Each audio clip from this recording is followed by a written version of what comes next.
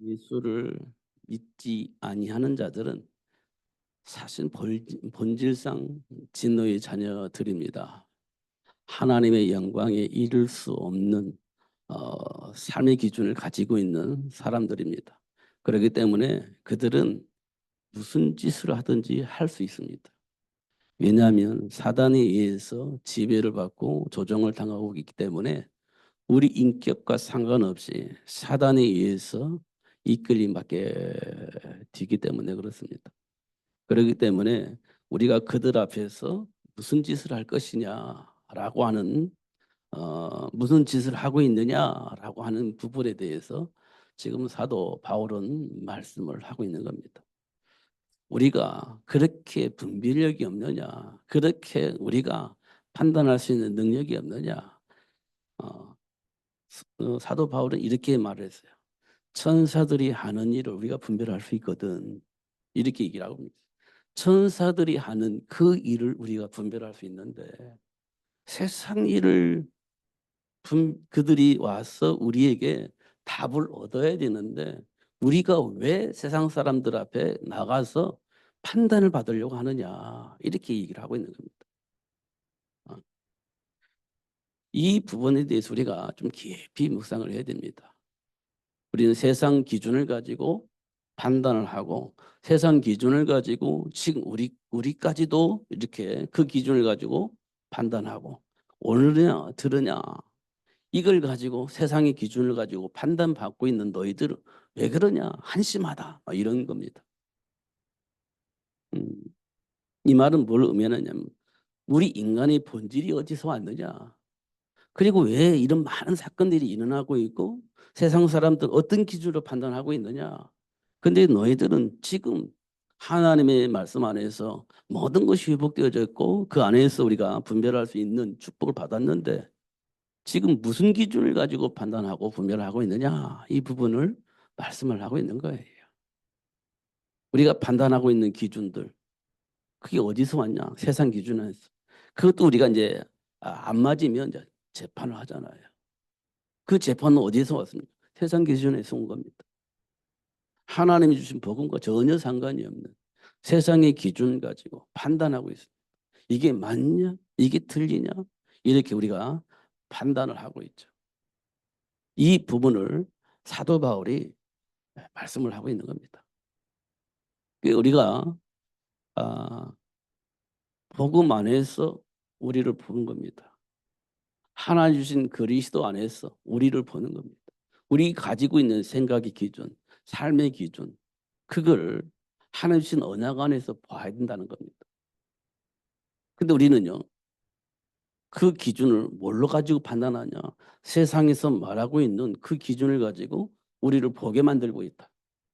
이렇게 말씀을 하고 있습니다. 그러면서 하는 말이 세상에 많은 사람들이 막 갈등하고 고통하고 그렇게 방황하고 있을 때 우리가 그 분별해서 답을 줘야 되는데 왜 우리가 그 세상 사람들에게 분별을 받아야 되냐 이렇게. 그래서 우리가 삶 속에서 일어나는 일들을 보면서 굉장히 중요한 답을 우리가 얻어야 됩니다. 그리스도 안에서. 왜 하나님께서 우리에게 여자의 후손을 보내주시기를 약속하셨는지 그 이유가 분명해져야 됩니다. 우리가 날마다 정체성 이렇게 말을 하는데요. 세상 기준 가지고는 그 정체성을 구별할 수가 없어요. 세상 기준 가지고는 우리가 판단해서 정상적인 삶을 살 수 있도록 도울 수가 없어요. 왜냐? 본질상 진노의 자녀들이 어떻게 분별해서 하나님의 영광에 이룰 수 있는 길로 우리를 인도해 줄 수 있고 안내할 수 있는 사람이 있겠냐? 없다는 거예요. 그게 그 판단은 잘못됐다는 겁니다. 그 판단은. 그러니까 우리는 하나님의 영광에 이룰 수 있는 그 길로 인도해 주는 그 기준을 가지고 판단해야지. 본질상 진노의 자녀인 우리 삶 속에서 벗어날 수 있는 그 길을 아는 사람을 통해서 분별을 받아야지. 그런 실력과 능력이 없는 사람들에게 우리가 왜 맡기고 판단을 받느냐 이렇게 얘기를 하는 겁니다. 그래서 하나님께서 우리에게 주신 복음을 다시 한번 이해를 해야 됩니다. 복음을 가지고 내 생각과 삶의 기준을 다시 한번 조명을 해야 됩니다. 그래야 우리가 예수 안에 준비된 복을 발견할 수 있고 누릴 수 있게 되어지는 겁니다. 그렇지 않으면 이 갈등, 날마다 갈등을 해야 됩니다. 세상의 기준을 가지고 보면 날마다 갈등을 해야 돼요. 바리새인들이 왜 날마다 갈등하고 왜 분쟁이 일어났느냐? 613가지 율법을 만들어 놓고 맞느냐 틀리냐 맞느냐 틀리냐 잘했냐 못했냐 이거 가지고 따지니까 날마다 충돌이 생겨요. 왜냐? 하나님의 영광에 이를 수 있는 길이 아니거든. 본질상 너의 자녀의 삶의 문제를 해결할 수 있는 길이 아니에요. 그러니까 그거 가지고 막 보는데 맞고 틀린 것은 분명히 맞는데 이 문제가 해결이 안 되는 겁니다. 그래서 날마다 갈등이 생기는 거예요. 내가 볼 땐 내가 맞아. 상대방 볼 때는 틀려. 어떤 기준 가지고 틀리다 맞다 말할 수 있습니까? 그냥 감정적으로 지금까지 삶 속에서 살아온 체질 가지고 틀렸다 맞다 이렇게 판단하잖아요. 그게 하나님의 영광에 이를 수 있고 저주의 재앙 속에서 빠져있는 나를 해방할 수 있냐? 안 돼요. 그래서 날마다 싸우는 겁니다. 같은 것 가지고 날마다 싸우잖아요. 같은 내용을 가지고 맨날 싸우잖아요. 왜냐? 답이 없어서 그래요. 근데 그 답을 우리는 오답을 답이라고 생각하는 거예요. 그게 삶의 체질입니다. 그게 삶의 흐름이에요. 그걸 보고 우리는 전통이라고 하죠. 우리 전통 무시하지 못하잖아요. 조상부터 쭉 내려왔던 삶의 기준인데 그걸 무시할 수가 없잖아요. 그래 그 전통을 가지고 보는 거예요. 판단하는 겁니다. 그러다 보니까 맞고 틀린 게 분명하지 않아요. 이 개인적인 거죠. 인간적인 겁니다. 내가 살아온 방식을 보면 내가 맞아요. 그런 다른 사람의 삶의 기준을 가지고 틀려요. 그럼 내가 양보할 수 있냐? 양보하지 않아요. 왜냐? 내가 살아온 방식이 맞다라고 생각을 하니까 양보가 안 돼요. 그러면 다른 사람이 삶의 기준을 볼 때 틀리다고 얘기하는 겁니다. 다르다고 생각하지 않아요. 틀리다고 생각하는 거예요. 그러니까 부딪히는 겁니다. 다르다고 하면 너는 그렇게 사는가 보다. 우리는 이렇게 사는데 이게 다르다고 하면 괜찮아요. 다른 거니까. 틀린 것은 또 다르죠. 틀린 것은 부딪히는 겁니다. 근데 우리는 틀리다고 생각하는 거예요. 그러니까 늘 부딪히는 겁니다. 근데 그걸 고치려고 그래요. 틀리니까. 그러니까 충돌이 생기는 겁니다. 그러니까. 근데 그게 나는 맞다라고 생각하는데 그게 맞다라 손 치더라도 그게 해결되는 것이냐? 해결 안 돼요. 하나님과의 관계가 회복되는 그런 해결책이 아니기 때문에 해결이 안 되는 겁니다. 이런 것도 우리가 보는 거예요. 그런데 그거를 사도 바울이 본 거예요. 고린도 지역은 어떤 지역이죠? 우상 숭배가 줄줄줄줄 흘러왔던 삶의 문화가 있는 건 체질이 있는 겁니다. 우상 문화의 체질. 그것 가지고 지금 판단하는 거예요. 그것 가지고. 야, 예를 들어서 우상하게 절하는 거 그 재물을 모두 대야 한대요. 그 분명히 우상에 절해서 어, 그 우상에 드려진 재물인데 이게 시장에 나왔는데 이거 먹어야 되니까 말해. 이것부터 시작해서 갈등이 생기는 거예요. 그게 고린도 지역의 사람들의 모습입니다. 분명히 알아요. 날마다 그렇게 해서 시장에 와서 팔린 물건이란 걸 알아요. 근데 그걸 사 먹어야 돼요. 이게 돼야 이게 맞습니까? 틀립니까? 이거 가지고 싸우는 거예요. 그러니까 뭐라고 합니까? 성령이 내 안에 계시는 줄 몰라? 그 떡 때문에 내 안에 성령이 도망가? 그 떡 때문에 우리 성령의 역사가 제한이 돼? 그 때문에 우리가 저주받고 축복받고 그럴 수 있어? 이런 겁니다. 사실은 성령 역사 속에서 보면 아무 문제가 없다는 겁니다. 그거. 그런 거를 우리에게 말씀해 주고 있는 겁니다. 음. 그러니까 그거 가지고 막 정의로운 것처럼 막 믿음이 있는 것처럼 하나님의 영광을 위해 막 사는 것처럼 따지는데 그거 아무것도 아니야 그거. 이렇게 말씀을 하고 있는 겁니다. 그러니까 우리가 십자가에 못 박혀 죽으신 예수님께서 왜 십자가에 못 박혀 죽으셨는지 우리는 왜 그 예수를 믿는지 이 부분에 대한 분명한 답을 가지는 것이 중요하다. 이 부분에 대해. 이게 정리가 안 되면 참 답답한 교회 모습이 세상 사람들에게 드러나게 되어집니다. 그리고 그걸 가지고 또 세상 사람들한테 이게 맞냐 저게 맞냐 판단을 받게 되어지는 우스운 일이 벌어지게 되어지는 겁니다. 지난번에도 잠깐 제가 말씀드렸듯이 지금 우리 교회가 지금 굉장히 혼란 속에 빠져 있습니다. 세계를 복음화하겠다고 고백을 하면서 237 나라고 전쟁적으로 살리자고 언약 붙잡고 하는 지금 우리 교회들이 지금 혼란 속에 빠져 있습니다. 성도들이 굉장히 혼란 속에 빠졌습니다. 혼란 속에 빠졌습니다.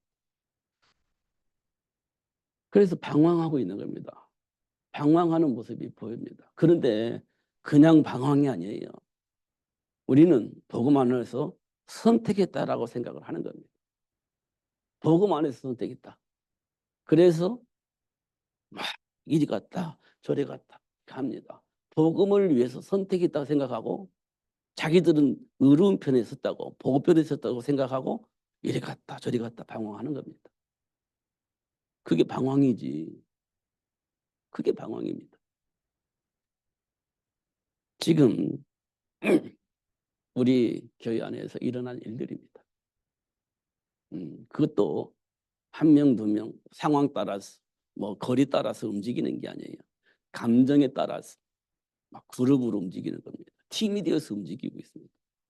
참 곤란한 일이 지금 우리가 벌어지고 있습니다. 세상 사람 볼 때 웃기는 겁니다. 세계를 복음한다고 하면서 그룹으로 이 교회 갔다 저 교회 있다 움직이는 겁니다. 세상 사람들 얼마나 웃기겠습니까? 세계 복음한다고 하면서 237 나라 살리자고 언약 붙잡고 기도하면서 돌아다니는 겁니다. 얼마나 웃기겠습니까? 세상 사람들도 이해할 수 없는 그런 행동을 하고 있는데 본인들은 뭐냐?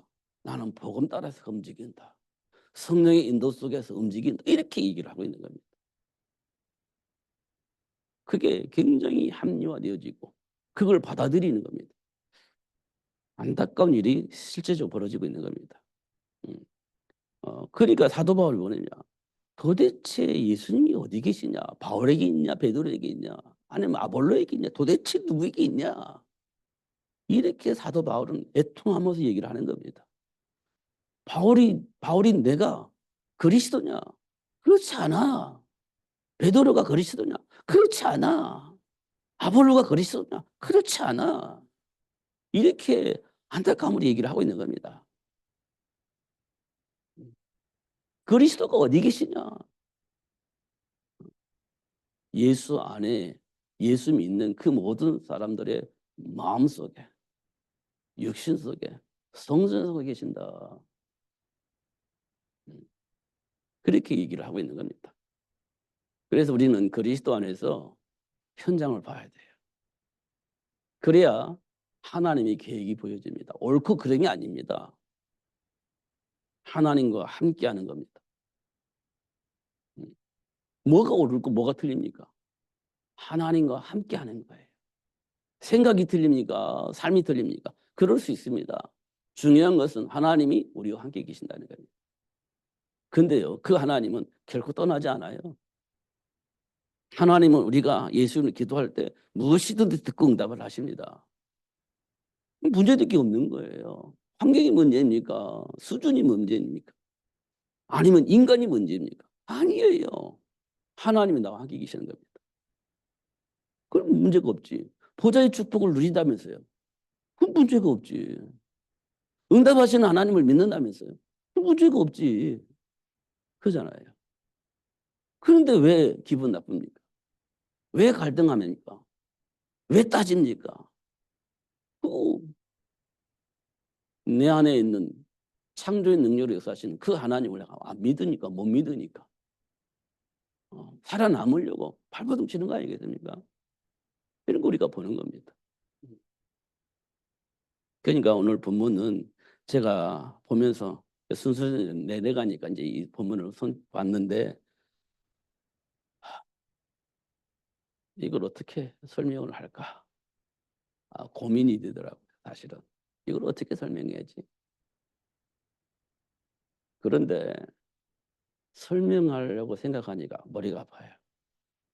그러니까 바울이 가지고 있던 그 마음을 좀 표현을 해봐야 되겠다. 이렇게 생각을 하게 된 겁니다. 바울이 가지고 있는 그 마음, 바울이 보았던 그 현장의 모습, 성도들이 왜 이렇게 말을 할 수밖에 없는지 그 배경을 바울이 본 거예요. 그러니까 그걸 설명한 겁니다. 그리스도 안에 준비된 축복.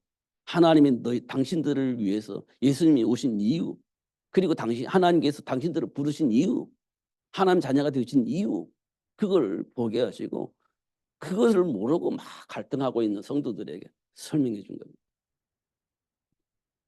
그러니까 지금 우리에게도 똑같은 현상이 일어나고 있는 겁니다. 현장에서.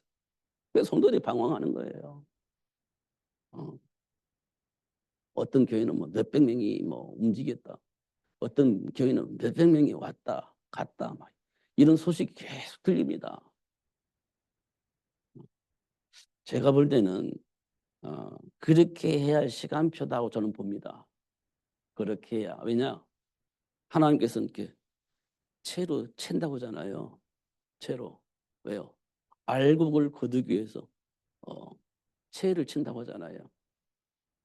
그 쭉정이나 다 날아가는 거잖아요. 그런 시간표가 우리가 와 있다. 그런 시간표가. 그러니까 우리가요, 정신 차려야 됩니다. 그리스도, 그 이름으로 정신 차려야 됩니다. 옳고 그름이 문제가 아니에요. 음, 현장에서 뭐 부흥이 됐다 안 됐다, 실력이 있다 없다, 그것도 중요한 일입니다만 더 중요한 것은 하나님의 계획 속에 내가 있다는 사실을 아는 거예요. 준비된 축복을 위해서 하나님 나라를 훈련시키고 있다는 사실을 알아요. 그러면 문제될 게 하나도 없습니다. 부족한 것은 하나님께 채우기 위해서 드러내게 하실 것이고, 그렇잖아요. 또 막 많이 아는 것이 있어서 교만한 사람은 속성을 드러내 가지고 좀 이렇게 눌러버리기도 하시고 교만하지 못하게 하려고 그렇게 하시기도 하시는 겁니다. 음, 부족한 사람은 채워서 그 축복을 누리게 하시고 교만해서 이탈한 사람은 눌러서 그 준비된 축복을 누릴 수 있도록 그렇게 틀 안에 가두기도 하시고 그렇게 하시는 겁니다. 하나님 하시는 일을. 중요한 것은 하나님의 계획 속에서 우리가 부름을 받았다는 거예요. 우리끼리 싸우면 안 된다는 거예요. 그 안에서 준비된 복을 누릴 수 있어야 된다는 겁니다. 그잖아요. 그 이상 그 이하도 없습니다. 그러니까 우리가요, 뭘 봐야 되냐. 제가 오늘 길게 읽었잖아요. 왜냐, 11절이 우리에게 필요해서 제가 길게 읽었습니다. 너희 중에 이와 같은 자들이 있더니 주 예수 그리스도름과 우리 하나님의 성령 안에서 씻음과 거룩함과 얻었다 하심을 받았다. 이렇게 되어 있습니다. 그 전에는요, 세상에서 어떤 흐름 속에서 살고 있는지 쭉 얘기를 합니다. 그 가운데 불의를 행하고 속이고 그리고 뭡니까? 음행하고 또 우상 숭배하고 간음하고 탐색하고 남색하고 도적이나 탐욕을 부리는 그리고 또 술 취하고 모욕하고 빼앗고 이런 사람은 하나님 나라 유업을 받지 못해. 그런데 그리스도 예수 안에서 씻음과 거룩함과 의롭다 하심을 받았다. 이렇게 되어 있습니다. 예수 안에서. 어. 이런 부분을 우리가 보는 겁니다. 그러니까 예수를 인정하느냐, 인정하지 않느냐, 이게 중요한 겁니다. 그러면 과거의 행위가 중요하잖아요. 왜냐? 그거는 사단에게 장악되어졌을 때 하는 짓이고 예수 안에서 회복됐다면 이게 이제 치유되고 회복되어지는 그래서 하나님이 원하시는 그 길을 그 축복을 받아 누릴 수 있는 삶을 살게 되어진다는 겁니다. 그게 십자가의 도예요. 그게 십자가의 도입니다. 그걸 우리가 아는 것이 중요합니다. 그 십자가의 도가 믿는 자들은 하나님의 능력인데 믿지 않는 데는 미련하게 보이는 겁니다. 아니 도대체 그게 말이 돼? 이렇게 되는 거죠. 그러니까 우리는 우리 스스로 판단해서 기도 안 해요. 우리 기준 가지고 판단하고 결정을 해버리는 겁니다. 기도 안 합니다. 이미 다 결론 나버렸어. 뭐 기도할 필요가 없어요. 그러니까 그 사람은 뭘 의미하느냐면 십자가의 도를 미련하게 보이는 거예요. 그러니까 예수님께 질문해서 답을 응답받을 필요가 없어. 이미 다 알고 있어. 판단해버린 거예요. 그 십자가의 도를 미련하게 보인 겁니다. 그러니까 십자가의 도가 하나님 능력인 사람은 하나님께 질문해서 하나님 원하는 답을 받게 되어지는 겁니다. 그럼 그 안에 복을 누릴 수 있게 되어지는 거죠. 그게 십자가의 도입니다. 그러니까 우리가 현장에서 어떤 일이 일어나거들랑 스스로 판단하지 말고 질문해서 하나님의 계획 속에 들어가는 것이 굉장히 중요한 일입니다. 오전에도 얘기했던 것처럼 모세가 80세에 부름을 받았습니다. 그때 모세에게 하나님께 하신 말씀이 출애굽을 위해서 애굽으로 가라는 겁니다. 그런데 스스로 판단하면 이건 가능하지 않습니다. 할 수 없는 일입니다. 스스로 판단한 겁니다. 질문하잖아요, 하나님께. 내가 너와 함께 할 거야. 가. 안 돼요. 아무리 생각해도 그건 불가능한 겁니다. 스스로 판단하고 결정을 해버린 겁니다. 모세가 그렇게 했어요. 모세가. 우리가 그런 모습으로 살아가고 있는지 한번 점검해 봐야 돼요. 그런 모습으로 살고 있는지. 미리 판단해 버린 겁니다. 너는 저주받을 사람. 안 돼, 너는. 뭘 해도 안 되는 사람이 너는. 이렇게 정리를 해버립니다. 조주해버리는 거지. 너는 어차피 안 되는 사람이야. 이렇게 우리 가끔가다 그런 말 하잖아요. 너는 안 돼. 이렇게 하잖아요. 스스로 판단해버린 겁니다. 그걸 결정해버린 겁니다. 하나님이 그를 자녀 삼으시고 복의 근원이 되어지고 사람 낳는 어부가 되어지도록 하나님 축복하셨는데 나는 안 돼. 이렇게 해버리는 경우가 있습니다. 그러면 되겠어요? 질문해서 하나님께로부터 응답받아서 하나님 준비한 복을 누리면서 사는 것이 신자에게 주어진 축복인데 그런 걸 우리가 확인해 볼 필요가 있습니다. 분명히 그래야 됩니다. 분명하게. 하나님께서 아브라함을 복의 근원이 되도록 치유하시고 회복시켜 주셨잖아요. 사람 낳는 어부가 되어지도록 하기 위해서 베드로를 치유하시고 회복시켜 주셨잖아요. 하나님께서 저와 여러분을 세계를 복음할 수 있는 증인이 되어줄 수 있도록 축복하시고 그렇게 역사를 하고 계시는 중이잖아요. 그러면 드러날 때 그 드러남으로 인하여서 치유되어지고 그리스도께서 하신 일을 말할 수 있는 증인이 되어지는 시간표를 하나님에게 주신 거잖아요. 이런 것도 우리가 확인을 해야 됩니다.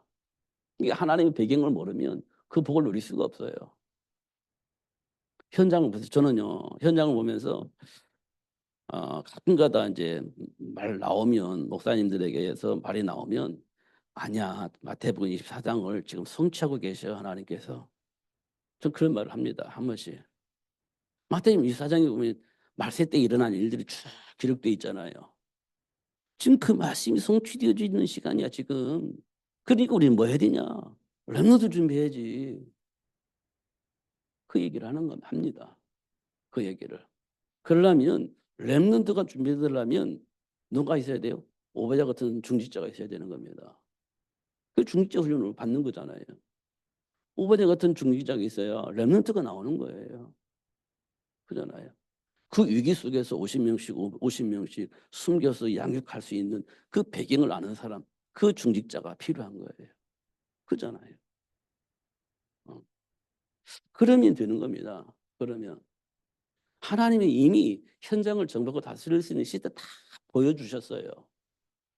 다 하셨어요. 렘넌트 키우를 가정이 왜 필요하냐? 렘넌트를 위해서 가정이 필요하고, 그잖아요. 렘넌트를 위해서 왜 부모가 필요하냐? 렘넌트를 양육할 수 있는 답이 있어야 되니까. 중지자가 왜 필요하냐? 현장에서 역사하고 있는 사단을 이겨먹을 수 있는 그 현장을 정복할 수 있는 제자를 키워야 되니까. 그런 중지자 필요한 겁니다. 그래서 하나님께서 바울에게 뭐 사람들 붙여줬잖아요. 사람들 중직자를 붙여줬잖아요. 어느 정도 붙였냐? 생명 걸 수 있는 그런 중직자 붙여준 겁니다. 그런 중직자가 있기 때문에 현장이 복음으로 바뀌어지는 겁니다. 그잖아요. 그러려면 그 사람들이 뭘 알았습니까? 십자가의 도를 아는 겁니다. 예수님이 이 땅에 왜 오셔서 죽으셨는지 그리고 3일 만에 왜 부활하셨는지 그 이유를 알고 있었던 겁니다. 로디아가 하나님의 은혜로 마음의 문이 열려서 바울의 말을 청종하다가 답을 얻어버린 겁니다. 사주장로사 로디아. 저자의 괴악한 자들을 통해서 같은 일을 했을지도 몰라요. 야손이. 같은 일을. 그러니까 저자의 괴악한 자들이 뭘 좋아하는지 알잖아요. 왜 저러는지 알잖아요. 그러니까 야손이 돈 주잖아요. 그러니까 돈 받고 가잖아요. 그러니까 야손이 그 생리를 알고 있는 겁니다. 저들이 왜 그러는지, 깡패들이 왜 저러는지 생리를 알고 있는 겁니다. 그러니까 돈 주는 거예요. 그들은 돈밖에 없어요. 돈 주니까 가는 거예요. 그걸 야손이 아는 겁니다. 그런 야손을 바울에게 붙여준 겁니다. 그잖아요. 그러니까 그 사람들 때문에 데살로니가 살고 빌립보가 살고 고린도가 사는 거예요. 이런 거 보는 겁니다. 그게 뭡니까? 십자가의 도입니다. 그게 뭐냐? 거룩함과 의롭다 하심을 받을 수 있는 유일한 길이에요. 그러니까 과거에 내가 무슨 짓을 했냐? 그거 중요하잖아요. 예수 안에서. 예수 안에서 깨끗하게 거룩함을 입었고 씻음을 받았고 새 사람이 된 겁니다. 새로운 피조물. 근데 우리는 자꾸 과거를 들먹이죠. 그러니까 새로운 피조물인데 내가 하나님 자녀인데 과거를 들먹여요. 그래서 어떻게 해요? 정체성을 막 혼란하게 만들어버리는 거예요. 이게 누가 하는 짓이에요? 사탄이 하는 짓이지. 이런 것도 우리가 확인하는 것이 굉장히 중요합니다.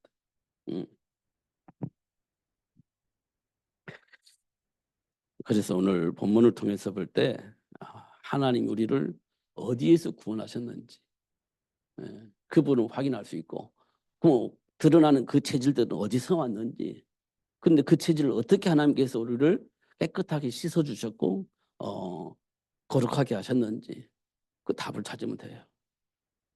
그럼 문제들이 하나가 없는 거지. 이번 명절을 통해서 우리 가문에 흐르고 있는 그 흐름을 예수 안에서 정리하셔야 됩니다. 예수 안에서. 나로 인하여서 이제 우리 가문이 천대까지 복을 받는 가문으로 바꿔줘야 돼요. 그렇게 하시려고 하나님을 부르신 거거든요. 그러니까 과거에 묶이면 안 돼. 그럼 뭘 말해야 됩니까? 해방하신 그리스도. 준비된 축복을 누릴 수 있도록 복음을 전하는 겁니다. 정지하는 게 아니에요. 복음을 전하는 거예요.